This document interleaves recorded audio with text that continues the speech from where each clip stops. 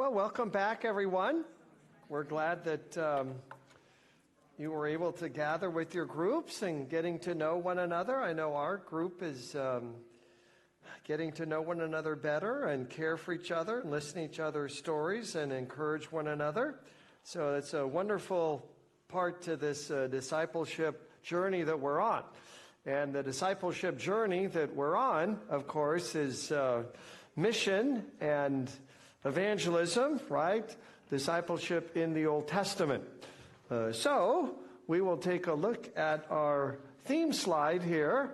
If we can get the, here we go. Or no, there don't we go.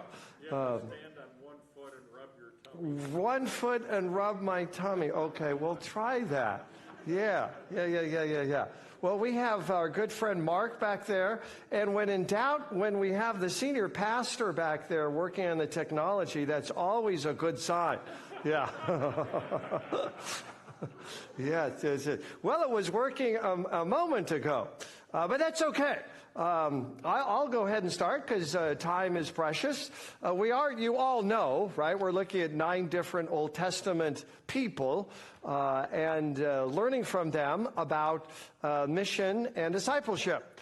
That being the case, let me just step back and give you the bigger picture, just to remind you why we're looking at the Old Testament and mission and evangelism.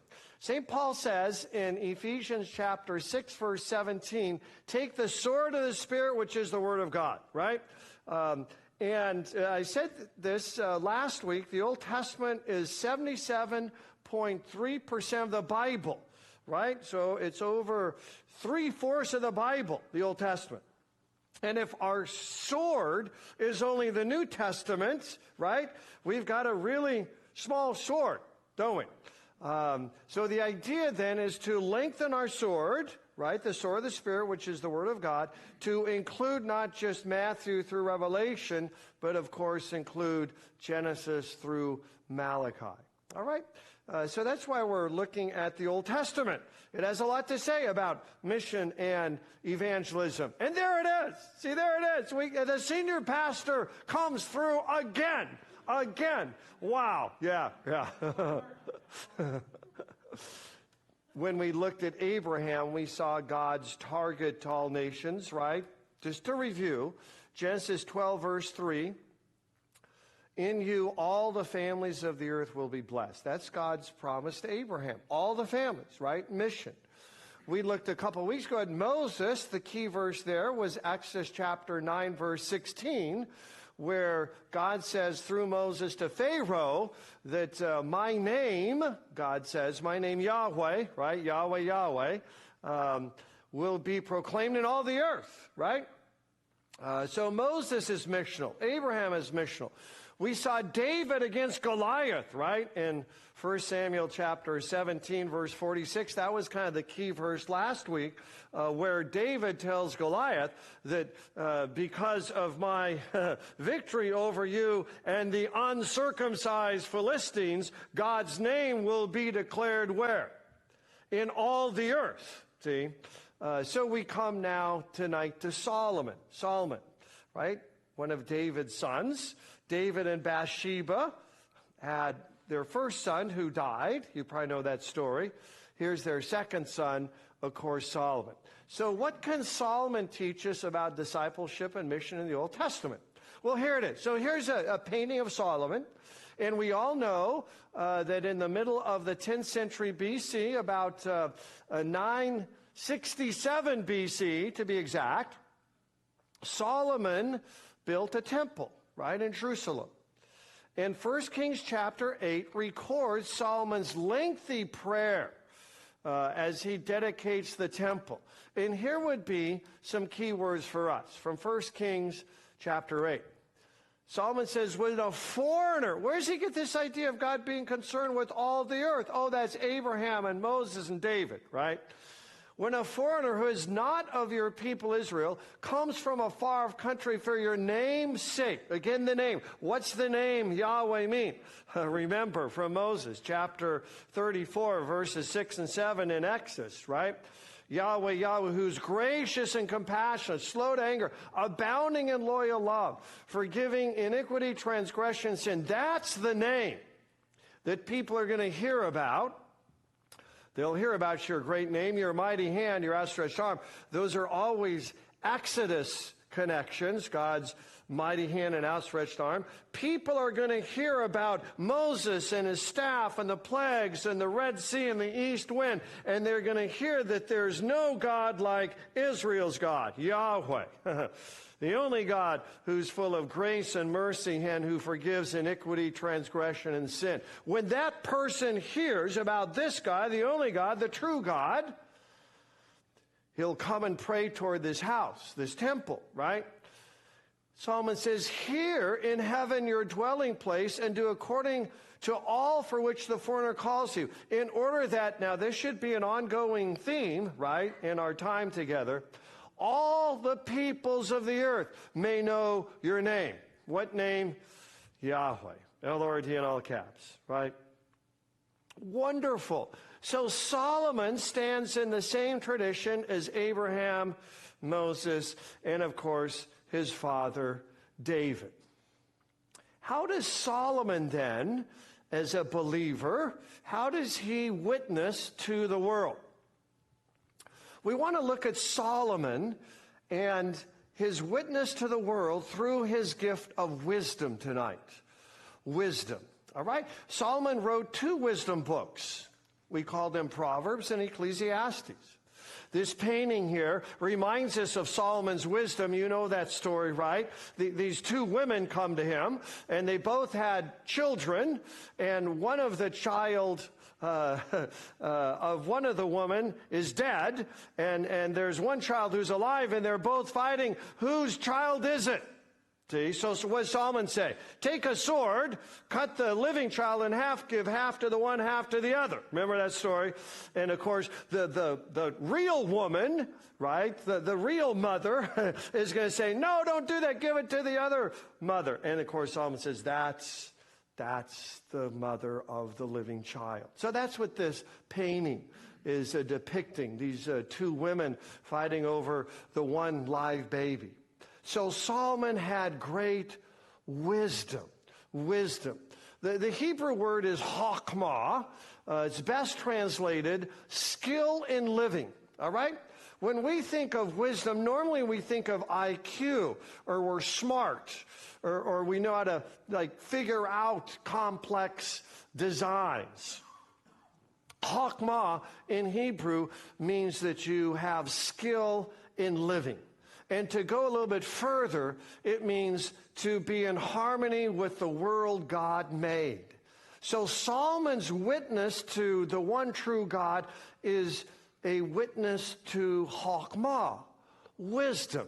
All right? To live in harmony with the world that God made. So Solomon would say there are 2 foundational truths to human enlightenment, to human chokmah, to have skill in living. And here they are. Number 1, there is a God. Number 2, you're not him. Are you okay with that? Most of the time I'm not. I'd be honest with you. Most of the time I'm looking at my life, I'd say, God, if you'd let me be in charge, my life would go a whole lot better. And the one who sits in heaven laughs. We saw that last week from Psalm 2, verse 4. God says no. Real wisdom is realizing that there is a God and Reed Lessing is not him. All right? And I hate to say it, but neither is Steve Wheeler. I don't know. Yeah. I hate to burst your bubble. For 17 years, they've thought, right? Close. We want to pursue this now, right? Because then this is our witness to the world. See, that people look at our lives and they see their skill in living. There's someone who understands that there's a sovereign God who has orchestrated all things for our good. right? So that we can be conformed to the image of Jesus. I look at this person, I can see that they deal with words, with humility and kindness and truth and love. I look at this person, I see that they deal with their money in wise ways. I look at this person, I see how they deal with their spouses and their children and their grandchildren. See, we want people to look at our lives and say, oh, they're not perfect. I mean, they're POH, plain old human. But they have a skill in living. They are living what? In harmony with the world God has made. That's Solomon's witness to the world, and that's Solomon's witness to us, and then you can see through us. That's the movement tonight. So let's take a look now at the book of Proverbs. Proverbs. As I said, Solomon has 2 wisdom books, and the first one is Proverbs. In your time together as a small group, you're going to be looking at the theme of Proverbs, which would be Proverbs 1 through 7. All right? And the key word here, or the key phrase, would be, as you look at that, you open up to Proverbs 1 through 7. And the key word there, phrase, is in verse 7 of Proverbs chapter 1. The fear of the Lord is the beginning of wisdom, right? We've heard that a time or 3. The fear of the Lord actually brackets the book of Proverbs. It begins, all right, with the fear of the Lord in chapter 9, which is its first kind of major movement, chapters 1 through 9. You have the fear of the Lord. And then at the end of the book, chapter 31, you have the fear of the Lord again. All right? So Solomon has authored and edited and put together the book of Proverbs. So it's the fear of the Lord in the beginning and the end, right? 1 and 31. And then in chapter 9, which then ends the first movement. All right? So what is the fear of the Lord? The fear of the Lord is to realize that He's God and I'm not. It's that simple, right? That I respect Him, I worship Him, I follow Him, I submit to Him. That's wisdom. That's wisdom. Probably one of the most famous testimonies Solomon gives us in Proverbs is chapter 3. And you know these words. Chapter 3, verses 5 and 6. You can see, though, that they are a commentary of fearing the Lord, right? And fearing the Lord is just another way to talk about being wise, to have skill in living. Skill in living. See? And so take a look at Proverbs chapter 3, verses 5 and 6. Trust in the Lord with all your heart, right? And we could say, don't trust in you with all your heart. Lean not on your own understanding. Well, so there it is. There is a God, we're not Him. In all your ways acknowledge Him, verse 6, and He will make straight your paths, right? The whole book then is designed as a manual, a how-to live, right? Again, in relationships, with our money, with our time, with our words, etc. Solomon's second book, of course, we don't want to go there first. We don't want to go to Ecclesiastes. I want us to look at a story about how Solomon's wisdom then, all right, attracted unbelievers, all right? Right? So he prayed about it in chapter 8 of 1 Kings. And then we're going to look at Solomon, the Queen of Sheba, in chapter 10. All right? So his wisdom, his skill in living, all his proverbs actually attracted an unbeliever who became a believer. So let's take a look at that. 1 Kings chapter 10. Beautiful painting up here, right? There's Solomon in all his glory, right? And then, of course, there would be the Queen of Sheba, which would be probably in modern-day Saudi Arabia, all right?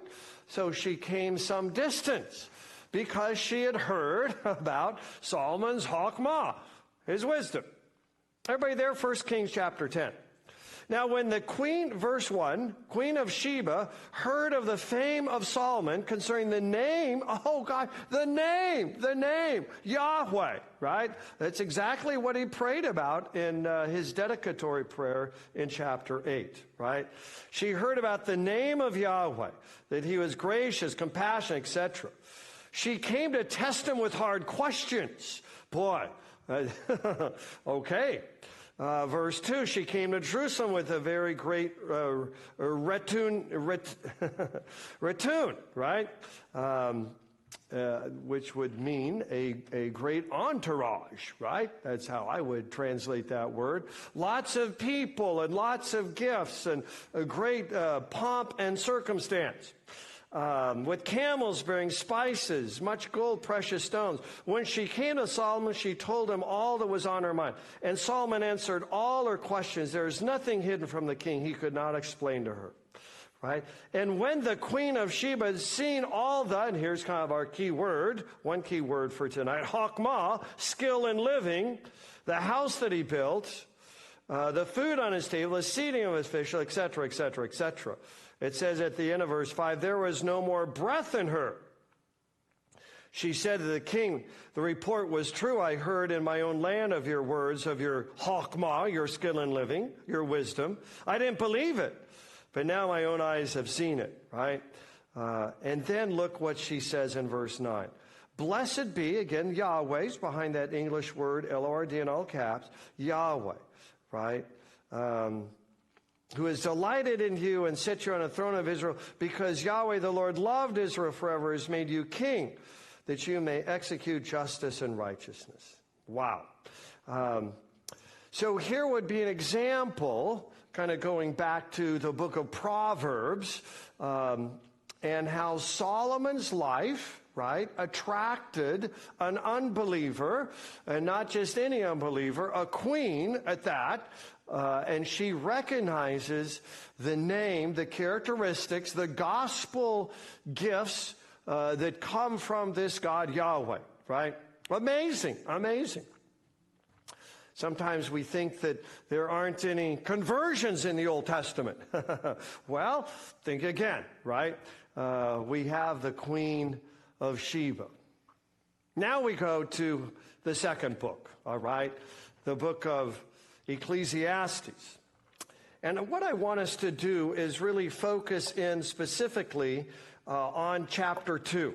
Chapter 2 of Ecclesiastes. Now we need a little context here, all right? Chapter 2, verse 1 of Ecclesiastes. I've got this phrase up here, chasing the wind. It's an expression Solomon uses 9 times in Ecclesiastes, all right? Ecclesiastes is written when he's an older believer, all right? So something happened between the golden days of the dedicatory prayer in 1 Kings 8 and the temple in Jerusalem and the Queen of Sheba in chapter 10. It would be chapter 11, verse 3 in 1 Kings. Maybe you know that. There's a brother over here who, there you are, right there. What's your name? No, you're right behind the pastor. You can't hide. You knew, as I was talking to you, that Solomon had 700 wives, didn't you? Yeah. And how many girlfriends did he have? 300. 300. They're called concubines, but I mean, we don't call them concubines today. We just call them my squeeze or something. I don't know, right? So he had 700 wives of royal birth and 300 concubines. And this is 1 Kings chapter 11, verse 3.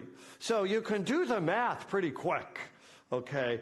That's 1,000 women. Now, that also means 1,000 Visa cards, too. I'm just saying. All right. All right. It also means 1,000 mothers-in-law. I'm just saying. All right. I'm just kidding. All right. Don't write me. I get it. All right. But it says at the end of 1 Kings chapter 11, verse 3, his wives led him astray into dark places. all right? Astray into foreign gods, astray into apostatizing, if I can use that word, stop following Yahweh, right? The God who loved him and gave him all these gifts, right? So then at the end of his life, he came back to Chokmah. He lost his wisdom, right? But at the end of his life, it came back by the grace of God, and he writes the book of Ecclesiastes. So Proverbs is, those are the good old days, right? 1 Kings 8 and 10, those are the good old days. But then, of course, the train went off the track in 1 Kings 11:3. But then God in his mercy, because he's gracious and compassionate, slow to anger, and abounding in steadfast love and faithfulness, called Solomon back to himself. And Solomon gives us more wisdom as an older man. All right? And that's the book of Ecclesiastes. Okay, so that's the context. Ecclesiastes chapter 2, 1 through 11. That's what we want to look at. Solomon's wisdom, right, his witness as an older believer who had really lived a lot of life, all right? And I want to preface this with a story. When I was 10 years old, we just played a lot of Monopoly. We were boring people, and we were bored out of our gourds. So my cousins would come over, and my older sister, we'd play a lot of Monopoly. How many of you just a lot of Monopoly? Okay. There weren't the themed Monopolies. It was just one Monopoly back in the good old days. All right. And one night, this was the only time I really did well. I still remember it. I got Park Place and Boardwalk, Indiana Avenue. I owned all four railroads. See, within 45 minutes, I had hotels. Forget the little green houses, right? I had the red hotels, all right? And by 10 o'clock at night, I was king of the world. All right? Everyone else went bankrupt. And I had thousands and thousands of dollars. And I was the youngest, see, because all my cousins, except for my cousin Paula, they were all older. My sister was older and meaner, too. But that's another story. And at 10 o'clock, they all went bankrupt. And I said, I win. And I said, what do I get? And they all went off to bed. They said, for winning, you get to put everything away. And then it dawned upon me, at the end of the game, it all goes back in the box. That's Ecclesiastes chapter 2, 1 through 11. At the end of the game, it all goes back in the box. That takes wisdom, doesn't it? I'm talking about the end of our lives, right? That takes skill in living. See, skill in living knows that our days are numbered, right? This is Psalm chapter 90, verse 12. Teach us to number our days, O Lord, that we may get a heart of, what's the next word? Chokmah, wisdom. It's right there. Psalm 90, verse 12. So these verses in Ecclesiastes 2 help us understand that at the end of the game, it all goes back in the box, all right? Solomon had really cashed in, all right? Verse 1, I said in my heart, come now, I will test you with pleasure, enjoy yourself. So Solomon tries out all the pleasure in the world. He had the capacity to do that. And I love pleasure. So do you. There's nothing wrong with that. I love barbecue potato chips. That's my pleasure. It really is, all right? In fact, if I eat one barbecue potato chip, I just can't eat one. I have to eat what? The whole bag. You know that. I should join BPCEA. BPCEA, Barbecue Chip Eaters Anonymous. Hi, I'm Reed Lessing, and I need a 12-step program on how to deal with barbecue potato chips. All right? I really do. Yeah.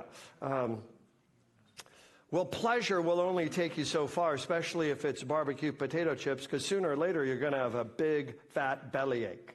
So Solomon says, I tried all the pleasure, right? Didn't work. And then what does he do? Verse 2, I tried parties. I said of laughter, all right? It is mad of pleasure, what use of it? So He tried out verse 3, Ecclesiastes 2. He tried out wine, still guiding me with, there's our word, Chokmah, wisdom, right? So he tried not only pleasure, but parties. Parties. 1 Kings 4, 22 and 23 says that the daily food requirements for Solomon's palace were 150 bushels of choice flour, 300 bushels of meal, 10 oxen from the fatting pens, 20 pasture-fed cattle, 100 sheep or goats, as well as deer, gazelles, roe deer, and choice poultry. Folks, that was every day. This amount of food feeds about 20,000 people a day. Solomon knew how to throw a party, right? A little bit more than a Super Bowl party when the Vikings lose again, right? So pleasure, parties, projects. Look at verse 4. I made great works. I built houses, planted vineyards. Solomon, to give an idea of the houses that he built, so it took him 7 years to build the temple of the Lord. It took him 14 years to build his own house. And the Bible said he built houses for all his wives. Now, I don't know about you, but building houses for 700 wives, that's quite an undertaking, all right? So he has pleasure, he has parties, he has projects, all right? As you go on to verse 7, he says, I bought male and female slaves, all right? So he had possessions. He had great herds and flocks, more than any who had been before me in Jerusalem. That's in verse 7, right? Silver and gold, treasure of kings and provinces. Singers, both men and women. Many concubines, 300 to be exact. The light of the sons of man, right? So Solomon says that he tried pleasure, parties, projects, possessions, right? He had all kinds of possessions. He had power. Boy, did he have power. Look at verse 9. I became great and surpassed all who were before me in Jerusalem, even his dad, David. Here's his wisdom, verse 11. What's he going to say? It all goes back in the box. Then I considered all that my hands had done. See, he's at the end of his life. He tried it all. The toil I had expended in doing it, behold, all was vanity. That's a word that he uses 38 times in the book. 38 times vanity, all right? Nothing. Striving after the wind, I said that's 9 times. There was nothing to be gained under the sun. Under the sun, that would be 29 times. Solomon says, okay, dream up big. What do you want? Do you want a big house? Please, I can fit 2 of those inside my garage. You want a party? You want to have all kinds of fun? I did it, and it got incredibly predictable. It got so boring. You want to get to that place where you have it all? Solomon says, I had it all, and I still can't get what? Satisfaction. I tried and I tried. Long before Mick Jagger, there was who? King Solomon. King Solomon. What's his wisdom, his witness to the world? Under the sun, right? Under the sun, 29 times in the book. Under the sun, there isn't any satisfaction. See? Nothing. It's vanity, 39 times in the book. Above the sun, think of that now. Above the sun, there's satisfaction. There's life. There's joy, right? Above the sun, right? John 3:16 stands in line with Abraham, Moses, David, and now Solomon, right? Solomon. And what does Jesus say? For God so loved the world that whoever. That's what Solomon says. All the people of the earth. So this is our witness tonight, right? To review, Solomon gives us the book of Proverbs, skill in living, right? He gives us the book of Ecclesiastes, skill in living. Both are needed as we go out and witness to all the whoever's in our life. Well, hey, we are at our time now, maybe 1 minute over, and I apologize for that. But go ahead and return to your groups, and you can now talk a little bit about Solomon.